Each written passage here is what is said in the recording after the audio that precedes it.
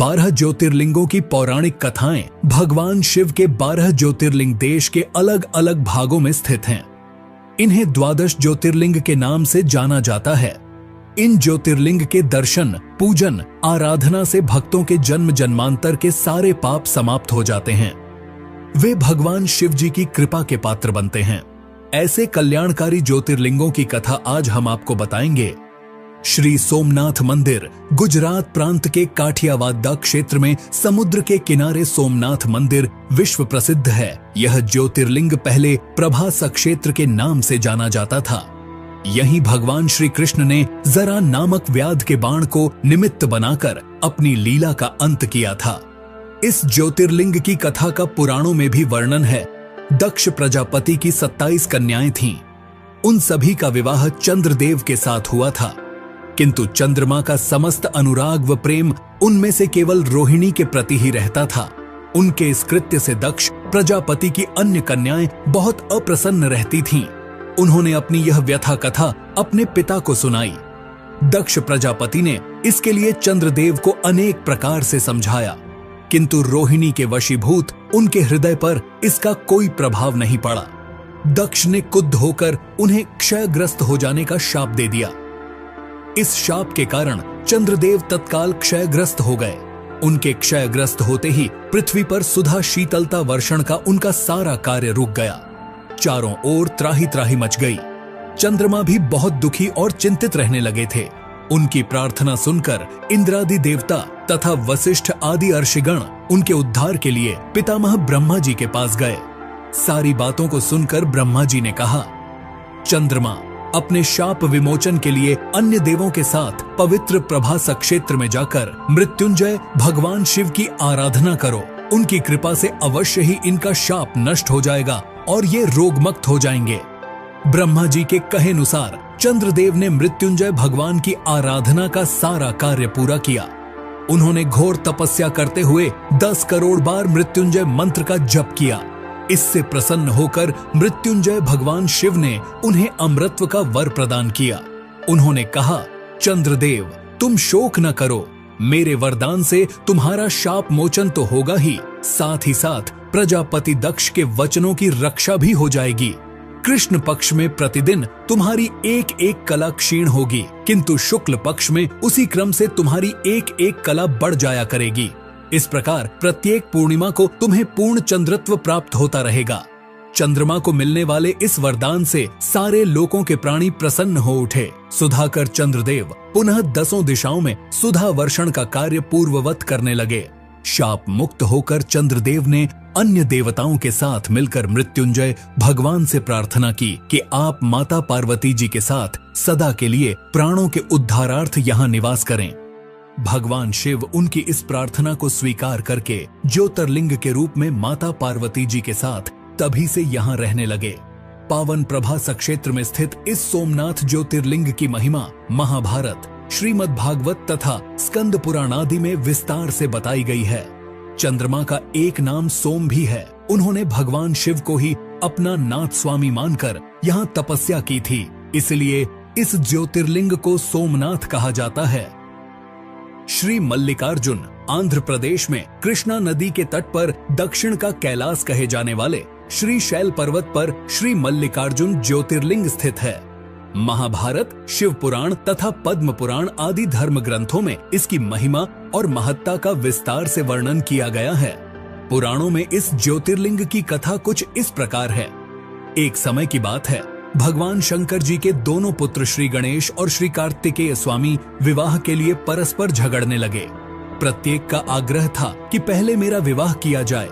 उन्हें लड़ते झगड़ते देखकर भगवान शंकर और मां पार्वती ने कहा, तुम लोगों में से जो पहले पूरी पृथ्वी का चक्कर लगाकर यहाँ वापस लौट आएगा, उसी का विवाह पहले किया जाएगा। माता पिता की यह बात सुनकर श्री कार्तिकेय स्वामी तो अपने वाहन मोर पर विराजित हो तुरंत पृथ्वी के चक्कर लगाने के लिए दौड़ पड़े। गणेश जी के लिए तो यह कार्य बड़ा ही कठिन था। एक तो उनकी काया स्थूल थी, दूसरे उनका वाहन भी मूषक चूहा था। भला वे दौड़ में स्वामी कार्तिकेय की बराबरी किस प्रकार कर पाते।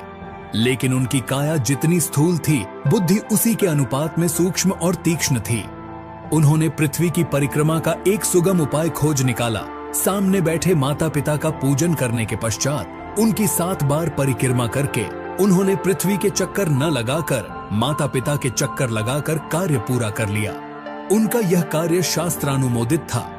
पूरी पृथ्वी का चक्कर लगाकर स्वामी कार्तिकेय जब तक लौटे तब तक श्री गणेश जी का रिद्धि और सिद्धि नाम वाली 2 कन्याओं के साथ विवाह हो चुका था और उन्हें क्षेम तथा लाभ नामक 2 पुत्र भी प्राप्त हो चुके थे। यह सब देखकर स्वामी कार्तिकेय अत्यंत रुष्ट होकर क्रौंच पर्वत पर चले गए। माता पार्वती वहां उन्हें मनाने पहुंची। जब कार्तिक को पता चला कि उनकी माता पिता यहां आने वाले हैं तो कार्तिक वहां से दूसरी जगह चले गए। जिस स्थान में माता पार्वती और भगवान शिव ने अपने पुत्र की प्रतीक्षा की थी उसे अब श्रीसेलम के नाम से जाना जाता है। उन्होंने अपने पुत्र से परेशान होकर उन्होंने एक ज्योतिर्लिंग का रूप धारण किया और वहीं रहने लगे और तब से मल्लिकार्जुन ज्योतिर्लिंग के नाम से प्रख्यात हुए। मल्लिका का अर्थ है पार्वती और अर्जुना का अर्थ है शिव। इस मल्लिकार्जुन शिवलिंग का दर्शन पूजन एवं अर्चन करने वाले भक्तों की सभी सात्विक मनोकामनाएं पूर्ण हो जाती हैं। दैहिक, दैविक, भौतिक सभी प्रकार की बाधाओं से वे मुक्त हो जाते हैं। श्री महाकालेश्वर यह परम पवित्र ज्योतिर्लिंग मध्य प्रदेश के उज्जैन नगर में है। क्षिप्रा नदी के तट पर स्थित उज्जैन प्राचीन काल में उज्जैनी के नाम से विख्यात था। इसे अवंतिकापुरी भी कहते थे। यह भारत की परम पवित्र सप्तपुरियों में से एक है। महाभारत, शिव पुराण एवं स्कंद पुराण में महाकाल ज्योतिर्लिंग की महिमा का पूरे विस्तार के साथ वर्णन किया गया है। इस ज्योतिर्लिंग के विषय में एक कथा इस प्रकार कही जाती है। किसी समय अवंतिकापुरी में वेदपाठी तपोनिष्ठ एक अत्यंत तेजस्वी ब्राह्मण रहते थे। एक दिन दूषण नामक एक अत्याचारी असुर उनकी तपस्या में विघ्न डालने के लिए वहां आया। ब्रह्मा जी से वर प्राप्त कर वह बहुत शक्तिशाली हो गया था। उसके अत्याचार से चारों ओर त्राही त्राही मची हुई थी। ब्राह्मण को कष्ट में देखकर प्राणी मात्र का कल्याण करने वाले भगवान शंकर वहां प्रकट हो गए। उन्होंने एक हुंकार मात्र से उस दारुण अत्याचारी दानव को वहीं जलाकर भस्म कर दिया। ब्राह्मणों ने महादेव से यहीं विराजमान होने के लिए प्रार्थना की। ब्राह्मणों के निवेदन से प्रसन्न होकर शिव जी यहाँ महाकालेश्वर ज्योतिर्लिंग के रूप में वास करने लगे। भगवान वहां हुंकार सहित प्रकट हुए, इसीलिए उनका नाम महाकाल पड़ गया। इसीलिए परम पवित्र ज्योतिर्लिंग को महाकाल के नाम से जाना जाता है। भगवान शिव समय यानी काल के अंत तक यहीं रहेंगे, इसलिए भी इन्हें महाकाल कहा जाने लगा। श्री ओंकारेश्वर यह ज्योतिर्लिंग मध्य प्रदेश में पवित्र नर्मदा नदी के तट पर ओम आकर के पर्वत पर स्थित है। इस स्थान पर नर्मदा के 2 धाराओं में विभक्त हो जाने से बीच में एक टापू सा बन गया है। इस टापू को मानधाता पर्वत या शिवपुरी कहते हैं। नदी की एक धारा इस पर्वत के उत्तर और दूसरी दक्षिण होकर बहती है। दक्षिण वाली धारा ही मुख्य धारा मानी जाती है। इसी मानधाता पर्वत पर श्री ओंकारेश्वर ज्योतिर्लिंग का मंदिर स्थित है। पूर्व काल में महाराज मानधाता ने इसी पर्वत पर अपनी तपस्या से भगवान शिव को प्रसन्न किया था। इसी से इस पर्वत को मानधाता पर्वत कहा जाने लगा। इस ओंकारेश्वर ज्योतिर्लिंग के 2 स्वरूप हैं। एक को ममलेश्वर के नाम से जाना जाता है। यह नर्मदा के दक्षिण तट पर ओंकारेश्वर से थोड़ी दूर हटकर है। पृथक होते हुए भी दोनों की गणना एक ही में की जाती है। शिवलिंग के 2 स्वरूप होने की कथा पुराणों में इस प्रकार है। एक बार विंध्य ने पार्थिव अर्चना के साथ भगवान शिव की 6 मास तक कठिन उपासना की। उनकी इस उपासना से प्रसन्न होकर शंकर जी वहां प्रकट हुए। उन्होंने विंध्य को उनके मनोवांछित वर प्रदान किए। विंध्याचल की इस वर प्राप्ति के अवसर पर वहां बहुत से ऋषिगण और मुनि भी पधारे। उनकी प्रार्थना पर शिवजी ने अपने ओंकारेश्वर के 2 भाग किए। एक का नाम ओंकारेश्वर और दूसरे का ममलेश्वर पड़ा। दोनों लिंगों का स्थान और मंदिर पृथक होते भी दोनों की सत्ता और स्वरूप को एक ही माना गया है। ओंकारेश्वर शिव भगवान का अकेला ऐसा मंदिर है जहां रोज गुप्त आरती होती है। इस दौरान पुजारियों के अलावा कोई भी गर्भगृह में नहीं जा सकता। शिव पुराण में इस ज्योतिर्लिंग की महिमा का विस्तार से वर्णन किया गया है। श्री ओंकारेश्वर और श्री ममलेश्वर के दर्शन का पुण्य बताते हुए नर्मदा स्नान के पावन फल का भी वर्णन किया गया है। श्री केदारनाथ यह ज्योतिर्लिंग पर्वतराज हिमालय की केदार नामक चोटी पर स्थित है। पुराणों एवं शास्त्रों में श्री केदारेश्वर ज्योतिर्लिंग की महिमा का वर्णन बारंबार किया गया है। इस चोटी के पश्चिम भाग में पुण्यमती मंदाकिनी नदी के तट पर स्थित श्री केदारेश्वर महादेव का मंदिर अपने स्वरूप से ही हमें धर्म और अध्यात्म की ओर बढ़ने का संदेश देता है। चोटी के पूर्व में अलकनंदा के सुरम्य तट पर बद्रीनाथ का परम प्रसिद्ध मंदिर है। अलकनंदा और मंदाकिनी ये दोनों नदियां नीचे रुद्रप्रयाग में आकर मिल जाती हैं। दोनों नदियों की यह संयुक्त धारा और नीचे देवप्रयाग में आकर भागीरथी गंगा से मिल जाती हैं। इस प्रकार परम पावन गंगा जी में स्नान करने वालों को भी श्री केदारेश्वर और बद्रीनाथ के चरणों को धोने वाले जल का स्पर्श सुलभ हो जाता है। कहा जाता है कि यह मंदिर समुद्र तट से लगभग 12,000 फीट की ऊंचाई पर स्थित है। सर्दियों में मौसम की खराब स्थिति के कारण यह मंदिर साल में 6 महीना के लिए खुला रहता है। कहा जाता है कि पवित्र केदारनाथ मंदिर का निर्माण 8वीं शताब्दी ईस्वी में हिंदू गुरु आदि शंकराचार्य द्वारा किया गया था। आदि शंकराचार्य ने उस स्थान का पुनर्निर्माण किया जहां माना जाता है कि महाभारत के पांडवों ने एक शिव मंदिर का निर्माण कराया था। पौराणिक कथा के अनुसार ऐसा कहा जाता है कि पांडव अपने कौरव भाइयों का अंत करने के बाद अपने पापों का प्रायश्चित करने के लिए भगवान शिव से माफी मांगने जाना चाहते थे, लेकिन भगवान शिव उनसे मिलना नहीं चाहते थे। इसके बाद भगवान शिव गुप्तेश्वर में छुप गए, जहां आज केदारनाथ का ज्योतिर्लिंग स्थित है। पांडवों ने और द्रौपदी ने एक बैल देखा जो अन्य बैल से बहुत अनोखा था। पांडवों में से भीम ने उन्हें पहचान लिया कि वह बैल कोई और नहीं बल्कि भगवान शिव है। भगवान शिव जो उनसे छिप रहे थे वे नंदी बैल के रूप में थे। भीम ने बैल को पकड़ने की कोशिश की लेकिन सफल नहीं हो सका। बैल ने खुद को जमीन में धंसा लिया था। भीम ने बैल की पूंछ पकड़कर बाहर खींचने की कोशिश की लेकिन वह नहीं कर सके। इसके बाद भगवान शिव ने खुद को और नीचे धकेल दिया और अलग अलग स्थानों में केवल कुछ हिस्सों में ही प्रकट हुए। जैसे कि केदारनाथ में उनके पीठ का ऊपरी हिस्सा प्रकट हुआ, तुंगनाथ में भुजाएं, मध्यमहेश्वर में नाभि और पेट, रुद्रनाथ में चेहरा और कल्पेश्वर में बाल सिर प्रकट हुआ। पांडवों ने शिव की पूजा करने के लिए इन 5 केदारों पर मंदिर बनवाए, जिससे वह अपने पापों से मुक्त हो गए। और भगवान शिव ने त्रिकोण रूप में इस पवित्र स्थान केदारनाथ में रहने का वादा किया। इसीलिए केदारनाथ इतना प्रसिद्ध है और भक्तों द्वारा पूजनीय है। भगवान शिव का यह ज्योतिर्लिंग इतना चमत्कारिक है कि केदारनाथ में आया भयंकर प्रलय भी इससे हिला नहीं पाया था। 2013 में जब बाढ़ का पानी पहाड़ से जब नीचे की ओर गिर रहा था, तभी उस पानी में विशालकाय एक पत्थर लुढ़क कर नीचे आया और मंदिर के पास आकर रुक गया, जिससे पानी का बहाव 2 भागों में बट गया और मंदिर को कुछ नहीं हुआ। इसीलिए अब इस चमत्कारिक शिला को भीमशिला के नाम से जाना जाता है। भीमाशंकर ज्योतिर्लिंग। यह ज्योतिर्लिंग पुणे से लगभग 100 किलोमीटर दूर सह्याद्री की पहाड़ी पर स्थित है। इसे भीमाशंकर भी कहते हैं। इस ज्योतिर्लिंग की स्थापना के विषय में यह कथा कही जाती है। प्राचीन काल में भीम नामक एक महाप्रतापी राक्षस था। वह कामरूप प्रदेश में अपनी मां के साथ रहता था। वह महाबली राक्षस राज रावण के छोटे भाई कुंभकर्ण का पुत्र था, लेकिन उसने अपने पिता को कभी देखा न था। उसके होश संभालने के पूर्व ही भगवान राम के द्वारा कुंभकर्ण का वध कर दिया गया था। जब वह युवावस्था को प्राप्त हुआ तब उसकी माता ने उससे सारी बातें बताईं। भगवान विष्णु के अवतार श्री रामचंद्र जी द्वारा अपने पिता के वध की बात सुनकर वह महाबली राक्षस अत्यंत क्रुद्ध हो उठा। अब वह निरंतर भगवान श्री हरि के वध का उपाय सोचने लगा। उसने अपने अभीष्ट की प्राप्ति के लिए 1000 वर्ष तक कठिन तपस्या की। उसकी तपस्या से प्रसन्न होकर ब्रह्मा जी ने उसे लोक विजयी होने का वर दे दिया। अब तो वह राक्षस ब्रह्मा जी के उस वर के प्रभाव से सारे प्राणियों को पीड़ित करने लगा। उसने देवलोक पर आक्रमण करके इंद्र आदि सारे देवताओं को वहां से बाहर निकाल दिया। पूरे देवलोक पर अब भीम का अधिकार हो गया। उसने कामरूप के परम शिव भक्त राजा सुदक्षिण पर आक्रमण करके उन्हें मंत्रियों अनुचरों सहित बंदी बना लिया। इस प्रकार धीरे धीरे उसने सारे लोकों पर अपना अधिकार जमा लिया। उसके अत्याचार से वेदों, पुराणों, शास्त्रों और स्मृतियों का सर्वत्र एकदम लोप हो गया। वह किसी को कोई भी धार्मिक कृत्य नहीं करने देता था।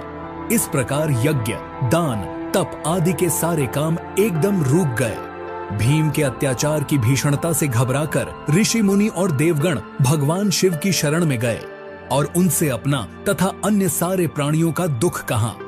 उनकी यह प्रार्थना सुनकर भगवान शिव ने कहा, मैं शीघ्र ही उस अत्याचारी राक्षस का संहार करूंगा। उसने मेरे प्रिय भक्त कामरूप नरेश को भी सेवकों सहित बंदी बना लिया है। कामरूप अपने सामने पार्थिव शिवलिंग रखकर अर्चना कर रहे थे। उन्हें ऐसा करते देख क्रोधोन्मत्त होकर राक्षस भीम ने अपनी तलवार से उस पार्थिव शिवलिंग पर प्रहार किया, किंतु उसकी तलवार का स्पर्श उस लिंग से हो भी नहीं पाया कि उसके भीतर से साक्षात शंकर जी वहां प्रकट हो गए। उन्होंने अपनी हुंकार मात्र से उस राक्षस को वहीं जलाकर भस्म कर दिया। भगवान शिव जी का यह अद्भुत कृत्य देखकर सारे ऋषि मुनि और देवगण वहां एक होकर उनकी स्तुति करने लगे। लोगों ने भगवान शिव से प्रार्थना की कि महादेव, आप लोक कल्याणार्थ अब सदा के लिए यहीं निवास करें। यह क्षेत्र शास्त्रों में अपवित्र बताया गया है। आपके निवास से यह परम पवित्र पुण्य क्षेत्र बन जाएगा। भगवान शिव ने सबकी यह प्रार्थना स्वीकार कर ली। वहां वह ज्योतिर्लिंग के रूप में सदा के लिए निवास करने लगे। उनका यह ज्योतिर्लिंग भीमेश्वर के नाम से विख्यात हुआ। काशी विश्वनाथ ज्योतिर्लिंग, काशी विश्वनाथ मंदिर भारत के उत्तर प्रदेश के वाराणसी शहर में पवित्र गंगा नदी के तट पर स्थित है। वाराणसी भारत में सबसे लंबे समय तक रहने वाले शहरों में से एक है, जिसे बनारस या काशी के नाम से भी जाना जाता है, और ये भारत के साथ सबसे पवित्र शहरों में से एक है और कई महत्वपूर्ण हिंदू मंदिरों का घर है। बनारस को एक ऐसे जगह के रूप में भी जाना जाता है जहां आयुर्वेद और योग परंपरा के निर्माता पतंजलि रहते थे और शिक्षा देते थे। ये एक महत्वपूर्ण बौद्ध शहर भी है, क्योंकि कहा जाता है कि बुद्ध ने अपना पहला उपदेश यही दिया था। इस पवित्र शहर में गंगा नदी के किनारे कई घाट है, लेकिन सबसे बढ़कर ये भगवान शिव का शहर है। कहा जाता है कि भगवान शिव चाहेंगे वो ही लोग यहाँ आ सकेंगे। ये मोक्ष प्राप्त करने और जन्म और मृत्यु के चक्र से मुक्त होने के लिए सबसे महत्वपूर्ण तीर्थ स्थलों में से एक है। ऐसा माना जाता है कि काशी विश्वनाथ पहला ज्योतिर्लिंगो है जो पृथ्वी को तोड़कर आकाश तक चमका, और ऐसा करके उसने अन्य सभी देवताओं पर अपना वर्चस्व स्थापित किया। इस मंदिर में ज्योतिर्लिंग के साथ शक्तिपीठ भी है। इस मंदिर में शिव को विश्वेश्वर के नाम से भी जाना जाता है, जिसका अर्थ है ब्रह्मांड का शासक। इस ज्योतिर्लिंग की उत्पत्ति के बारे में सिर्फ पुराण में एक कथा का उल्लेख है।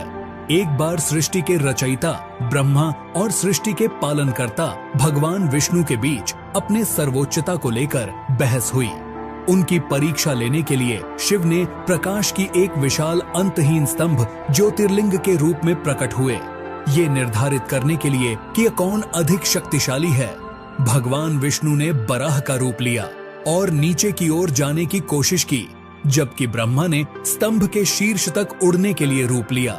लंबे समय तक स्तंभ के अंत को खोजने की कोशिश करने के बाद ब्रह्मा ने अहंकार के कारण झूठ बोला और कहा कि उन्हें स्तंभ का अंत मिल गया है, और साक्षी के रूप में कौतुकी का फूल दिखाया, जबकि भगवान विष्णु ने ईमानदारी से कहा कि उन्हें इसका अंत नहीं मिल सका और उन्होंने अपनी हार स्वीकार कर ली। तब भगवान शिव ने क्रोधित भैरव का रूप धारण किया और ब्रह्मा के 5वें सिर को काट दिया और उन्हें शाप दिया कि उनकी पूजा नहीं की जाएगी और भगवान विष्णु को अपने सामान हर मंदिरों में पूजा जाएगा।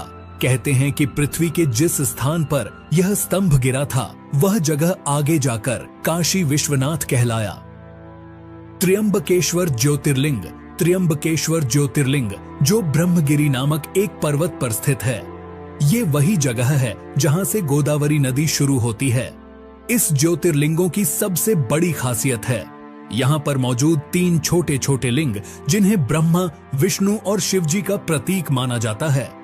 पौराणिक कथाओं के अनुसार भगवान ब्रह्मदेव ने भगवान शिव को प्रसन्न करने के लिए ब्रह्मगिरी पर्वत पर तपस्या की थी। तभी से इस पर्वत को ब्रह्मगिरी पर्वत के नाम से जाना जाता है। कहते हैं कि ब्रह्मगिरी पर्वत के बीच आश्रम हुआ करता था, जहां महान ऋषि गौतम रहते थे।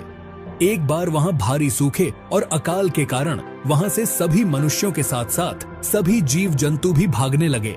जिसे देखते हुए ऋषि गौतम ने जल के देवता वरुण देव की तपस्या की।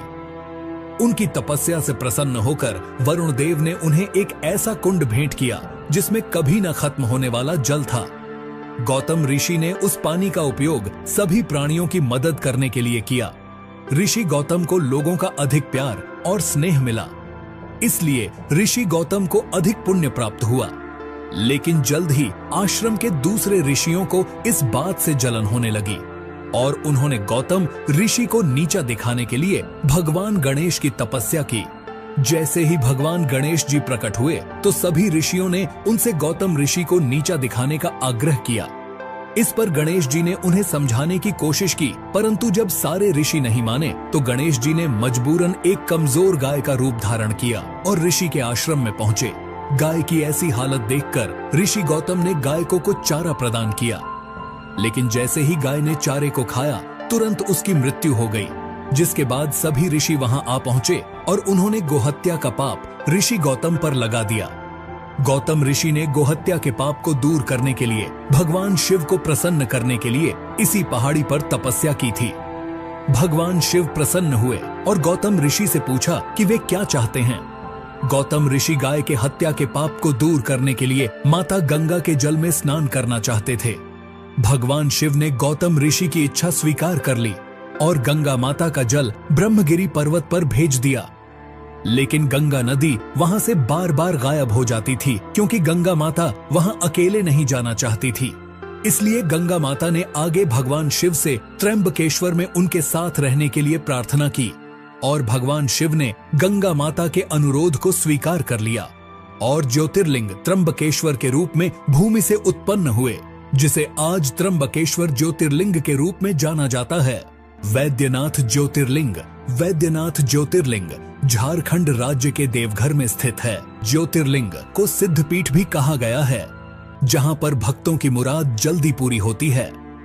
पौराणिक कथाओं के अनुसार रावण शिवजी को प्रसन्न करने के लिए हिमालय क्षेत्र में तपस्या कर रहा था। उसने अपने 9 सिर शिवजी को अर्पित कर दिया था। जैसे ही वो अपने 10वें सिर का बलिदान देने वाला था, शिवजी उनके सामने प्रकट हुए और उनसे पूछा कि वे क्या चाहते हैं। रावण ने कामना ज्योतिर्लिंग को लंका द्वीप पर ले जाने को कहा और शिव को कैलाश से लंका ले जाने का इच्छा व्यक्त की। भगवान शिव रावण के अनुरोध पर सहमत हुए, लेकिन एक शर्त के साथ उन्होंने कहा कि यदि लिंग को रास्ते में कहीं भी रखा गया तो ये देवताओं का स्थायी निवास बन जाएगा और इसे कभी भी स्थानांतरित नहीं किया जा सकेगा। ये सुनकर कि भगवान शिव कैलाश पर्वत पर अपने निवास स्थान से चले गए, सभी देवी देवता चिंतित हो गए। उन्होंने भगवान विष्णु से इसका समाधान मांगा। भगवान विष्णु ने पानी से जुड़े देवता वरुण देव को रावण के पेट में प्रवेश करने के लिए कहा, जिसके परिणाम स्वरूप और देवघर के आसपास के क्षेत्र में उसे पेशाब करने की आवश्यकता महसूस हुई। कहानी में कहा गया है कि विष्णु जी ने एक चरवाहे का रूप लिया। जब रावण पेशाब करने गया तो उसने इस ग्वाले को एक लिंग दिया। वरुण देव की उपस्थिति के कारण रावण को खुद को राहत देने में बहुत लंबा समय लगा। काफी देर तक रावण की प्रतीक्षा करने पर चरवाहा क्रोधित हो गया। फिर उसने लिंग को जमीन पर रख दिया और वहां से चला गया। वापस लौटने पर रावण ने लिंग को उठाने का प्रयास किया, लेकिन अपने प्रयास में असफल रहा। यह जानकर परेशान हो गया कि यह भगवान विष्णु का काम था और जाने से पहले रावण ने लिंग पर अपना अंगूठा दबाया, जिससे शिवलिंग आंशिक रूप से क्षतिग्रस्त हो गया। तब शिवलिंग की ब्रह्मा, विष्णु और अन्य देवी देवताओं द्वारा पूजा की गई और उन्होंने वैद्यनाथ मंदिर का निर्माण कराया। तब से महादेव ने कामना लिंग के अवतार के रूप में देवघर में निवास करते हैं। नागेश्वर ज्योतिर्लिंग। नागेश्वर ज्योतिर्लिंग अंधा नागानाथ महाराष्ट्र में स्थित है। नागेश्वर ज्योतिर्लिंग के बारे में सिर्फ पुराण में एक कथा दारुका नामक एक राक्षस के बारे में बताती है, जिसने सुप्रियो नामक एक शिव भक्त पर हमला किया और उसे अपने शहर दारुका वन में कई अन्य लोगों के साथ कैद कर लिया, जो समुद्र के नीचे एक शहर था जिसमें समुद्री सांप और राक्षस रहते थे। सुप्रियो के तत्काल उपदेश पर कैदियों ने शिव के पवित्र मंत्र का जाप करना शुरू कर दिया, जिसके तुरंत बाद शिव जी प्रकट हुए और राक्षसों का विनाश हुआ। जिसके बाद सुप्रियो ने उस ज्योतिर्लिंग की विधिवत पूजा की और शिवजी से इस स्थान पर रहने का आग्रह किया, जो कि आगे चलकर नागेश्वर ज्योतिर्लिंग के नाम से प्रसिद्ध हुआ। रामेश्वरम ज्योतिर्लिंग। रामेश्वरम तमिलनाडु के रामनाथपुरम जिले में एक शहर रामेश्वरम में स्थित है। इस मंदिर तक समुद्र के ऊपर पंबन पुल के माध्यम से पहुंचा जा सकता है। इस ज्योतिर्लिंग को विश्व के सबसे पुराने ज्योतिर्लिंग में से एक माना जाता है। बताया जाता है कि ये ज्योतिर्लिंग रामायण काल के समय जितना पुराना है, जिसे खुद भगवान श्री राम ने रावण को मारने के बाद ब्रह्म हत्या के पाप से बचने के लिए शिव जी की पूजा करने के लिए स्थापित किया था। केवल यही नहीं कहा तो ये भी जाता है कि आज के समय में जो रामेश्वरम मंदिर में जो पानी के 24 कुंड है, उसे भगवान राम ने अपनी वानर सेना की प्यास बुझाने के लिए अपने तीर से बनवाए थे। इस मंदिर के गलियारे को विश्व का सबसे बड़ा गलियारा कहा जाता है, जो कि 1212 स्तंभ पर टिका हुआ है। कहते हैं कि श्री राम ने श्रीलंका में राक्षस राजा रावण, जो एक ब्राह्मण था, उसके खिलाफ युद्ध के दौरान की गई हत्या के पाप से मुक्ति के लिए यहाँ शिव से प्रार्थना की थी। पुराणों के अनुसार श्री राम ने अपनी पत्नी सीता और अपने भाई लक्ष्मण के साथ यहाँ लिंगम स्थापित किया और पूजा की। रावण को मारते समय श्री राम पर ब्रह्म हत्या का पाप लगा। शिव जी की पूजा करने के लिए श्री राम ने हनुमान जी, जो स्वयं शिव जी के अवतार थे, उन्हें हिमालय से ज्योतिर्लिंग लाने का निर्देश देते हैं। क्योंकि लिंगम को लाने में अधिक समय लगा, इसीलिए माता सीता ने पास के समुद्र तट से रेत से एक लिंगम बनाया, जिसे आज भी मंदिर के गर्भगृह में स्थापित माना जाता है। ये विवरण वाल्मीकि द्वारा लिखित मूल रामायण में अच्छी तरह से समर्थित है, जहां ये युद्ध कांड में लिखा गया है। घृष्णेश्वर ज्योतिर्लिंग। घृष्णेश्वर ज्योतिर्लिंग महाराष्ट्र के औरंगाबाद से 30 किलोमीटर दूर भरेल गांव में स्थित है। गांव न सिर्फ घृष्णेश्वर ज्योतिर्लिंगों के लिए जाना जाता है, बल्कि इस जगह पर विश्व प्रसिद्ध एलोरा कैव्स भी देखने को मिलती है। घृष्णेश्वर शब्द का अत्यधिक महत्व है, क्योंकि इसका अर्थ है करुणा का भगवान। इस मंदिर को विभिन्न नाम से जाना जाता है, जैसे कि उसमेश्वर, घूसमेश्वर, दुष्मेश्वर और ग्रीष्मेश्वर। कहानी ये है कि शिवालय गांव में सुधर्मा नामक एक ब्राह्मण था, जो अपनी पत्नी सुधैया के साथ देवगिरी पहाड़ों में रहते थे। ये दंपति निसंतान थे, इसलिए सुधैया ने अपनी छोटी बहन घुसमा का विवाह अपने पति से कर दिया। अपनी बहन की सलाह पर घुसमा प्रतिदिन 101 लिंग बनाती, उसकी पूजा करती और पास के झील में विसर्जित कर देती। आखिरकार उसे एक बच्चे का आशीर्वाद मिला।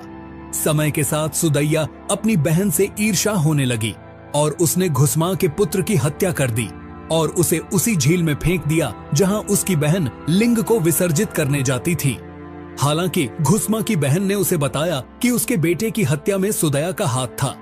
घुसमा ने भगवान शिव की दया पर पूरा भरोसा करते हुए अपने दैनिक अनुष्ठान जारी रखा और अपने विश्वास के उपरांत जब वो लिंग को विसर्जित करने गई, तो उसने अपने बेटे को अपनी ओर आता हुआ देखा।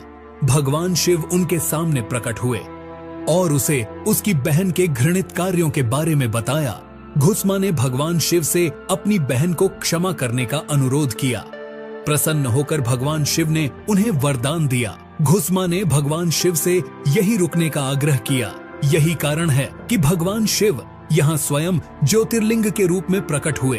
तो ये थे भारत के 12 प्रमुख ज्योतिर्लिंगों के बारे में जानकारी। अगर आपको यह वीडियो अच्छा लगा तो लाइक करें, अपने दोस्तों के साथ इसे शेयर करें और चैनल को भी सब्सक्राइब कर लीजिए ऐसी ही और वीडियो देखने के लिए।